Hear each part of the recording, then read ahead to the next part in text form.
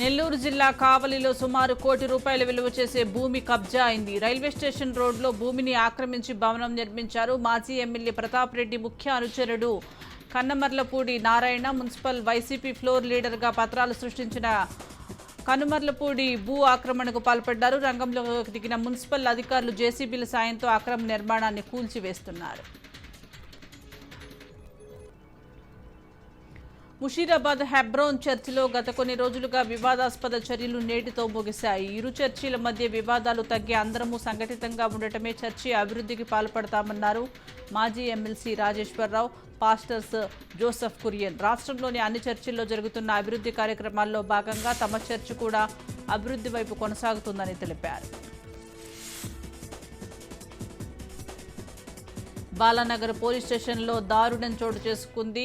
మద్యం మత్తులో సమీప బంధువులైన ముఖేందర్ ఆయన తల్లి సావిత్రిని గొడ్డలితో నరికి చంపాడు. మధు అనే వ్యక్తి. కేసు నమోదు చేసుకున్న పోలీసులు దర్యాప్తు చేస్తున్నారు.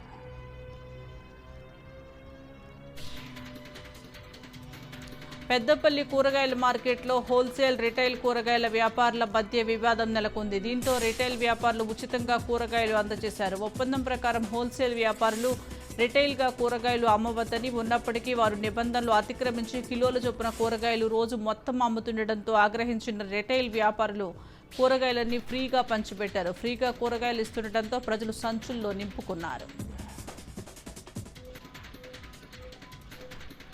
తిరుమల శ్రీ వెంకటేశ్వర స్వామి వారిని సుప్రీంకోర్టు మాజీ ప్రధాన న్యాయమూర్తి ఎన్వి రమణ దర్శించుకున్నారు. ఉదయం వీఐపీ విరామ సమయంలో కుటుంబ సభ్యులతో కలిసి స్వామి వారిని మొక్కులు చెల్లించుకున్నారు. దర్శనానంతరం రంగనాయకుల మండపంలో వేద పండితులు వేదాశీర్వచనం అందించగా ఆలయ అధికారులు స్వామివారి తీర్థ ప్రసాదాలను అందజేసి పట్టు వస్త్రంతో సత్కరించారు.